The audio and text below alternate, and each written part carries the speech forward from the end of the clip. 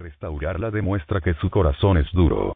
El no exhortar en semejante ocasión, se deberla a la falta de humildad, y evidentemente sugeriría orgullo.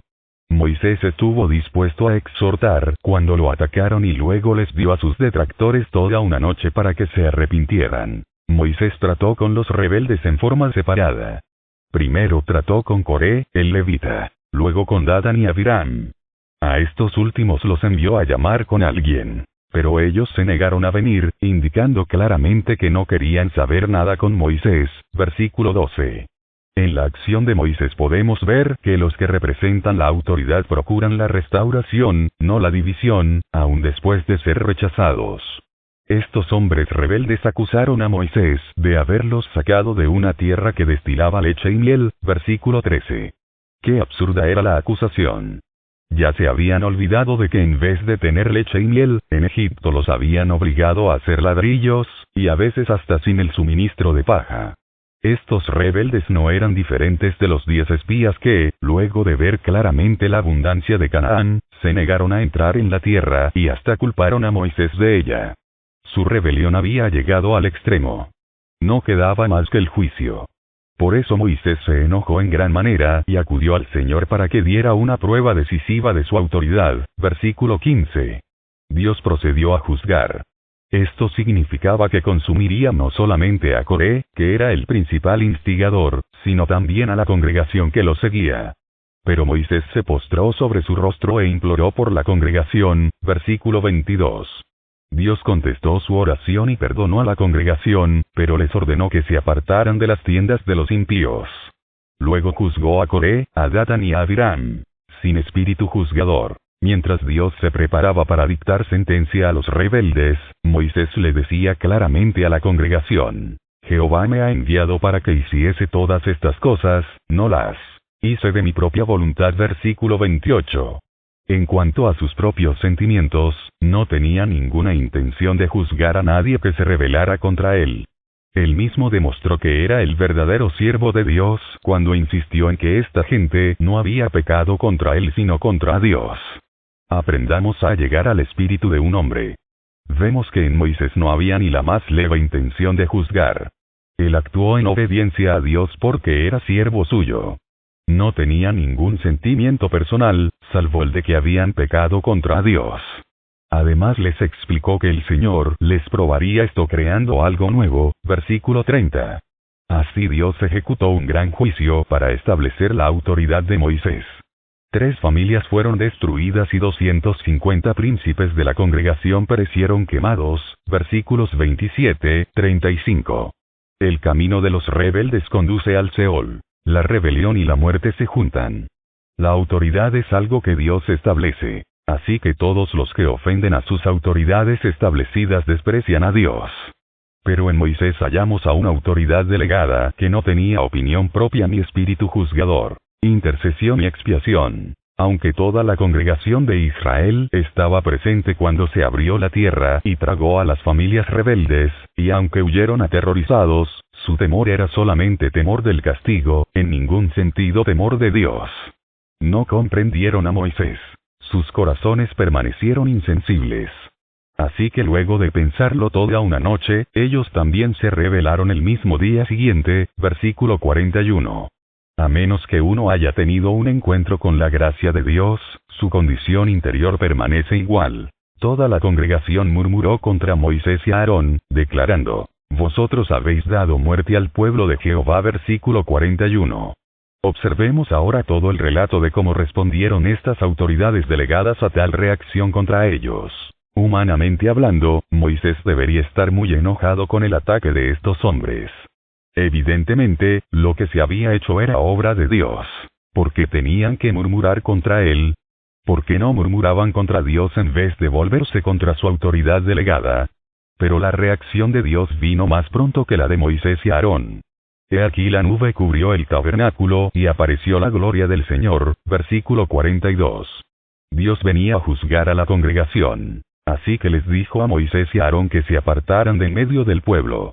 Era como si Dios les dijera a Moisés y a Aarón: vuestra oración de ayer fue un error. Hoy voy a aniquilar a toda la congregación. No obstante, Moisés y Aarón se postraron sobre sus rostros por tercera vez, versículo 45. El sentido espiritual de Moisés era tan profundo, que supo de inmediato que este problema no se podría resolver solamente con oración. El pecado del día anterior no se había extendido tanto como el de hoy. Rápidamente le dijo a Aarón que tomara su incensario, fuera a la congregación e hiciera expiación por ellos, versículo 46. Indudablemente, Moisés era idóneo para ser autoridad delegada. Sabía qué trágicas consecuencias podían recaer sobre el pueblo de Israel y todavía esperaba que Dios tuviera misericordia para perdonar. Su corazón estaba lleno de amor y compasión, anhelos que hay en quien conoce verdaderamente a Dios. Moisés no era sacerdote. Por eso le pidió a Aarón que hiciera prontamente expiación por el pueblo.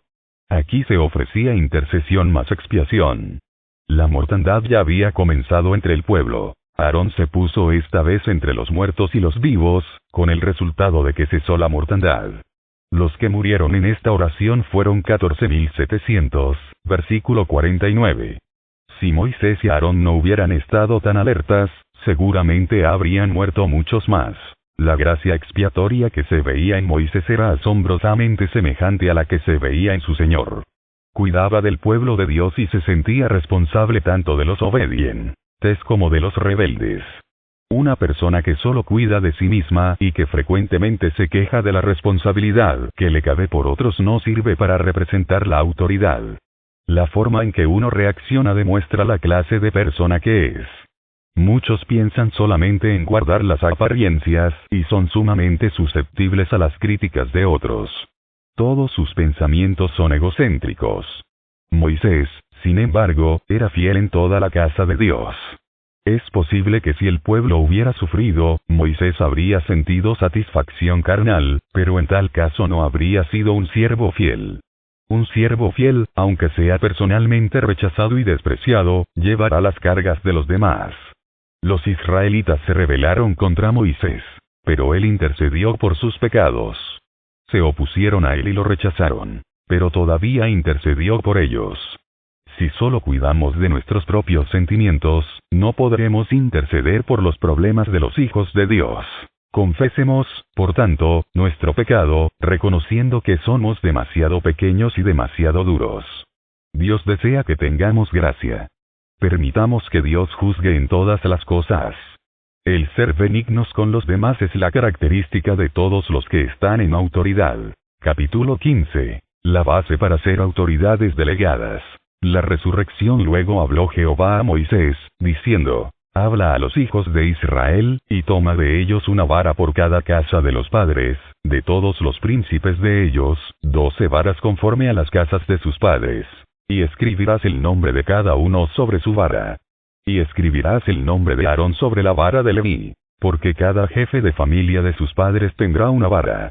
Y las pondrás en el tabernáculo de reunión delante del testimonio, donde yo me manifestaré a vosotros. Y florecerá la vara del varón que yo escoja, y haré cesar de delante de mí las quejas de los hijos de Israel con que murmuran contra vosotros. Y Moisés habló a los hijos de Israel, y todos los príncipes de ellos le dieron varas. Cada príncipe por las casas de sus padres una vara, en total 12 varas. Y la vara de Aarón estaba entre las varas de ellos. Y Moisés puso las varas delante de Jehová en el tabernáculo del testimonio. Y aconteció que el día siguiente vino Moisés al tabernáculo del testimonio. Y he aquí que la vara de Aarón de la casa de Leví había reverdecido, y echado flores, y arrojado renuevos, y producido almendras. Entonces sacó Moisés todas las varas delante de Jehová a todos los hijos de Israel. Y ellos lo vieron, y tomaron cada uno su vara. Y Jehová dijo a Moisés: Vuelve la vara de Aarón delante del testimonio, para que se guarde por señal a los hijos rebeldes. Y harás cesar sus quejas de delante de mí, para que no mueran. E hizo Moisés como le mandó Jehová, así lo hizo. Números 17, 1, 11. El propósito del incidente de Números 17 es tratar con la rebelión del pueblo de Israel. En el capítulo anterior fuimos testigos de una rebelión que superaba a todas las demás. En el capítulo que tenemos ante nosotros ahora hemos de ver cómo Dios pone fin a tal rebelión, librando a su pueblo tanto de ella como de su consecuencia, la muerte. Dios le demostraría a Israel que las autoridades vinieron de él y que él tenía un fundamento y una razón para establecerlas. Toda persona a quien Dios le da autoridad debe tener esta experiencia fundamental. De otro modo, no podrá ser designada por Dios. La vida de resurrección es la base de la autoridad. Dios ordenó que los 12 dirigentes tribales se consiguieran 12 varas, una por cada casa de los padres, y que las pusieran en el tabernáculo de reunión delante del testimonio. Y la vara del hombre que Dios escogiera, florecería. Una vara es un trozo de madera, una rama de árbol, cortada en ambos extremos. Por un extremo está deshojada y por el otro, sin raíces.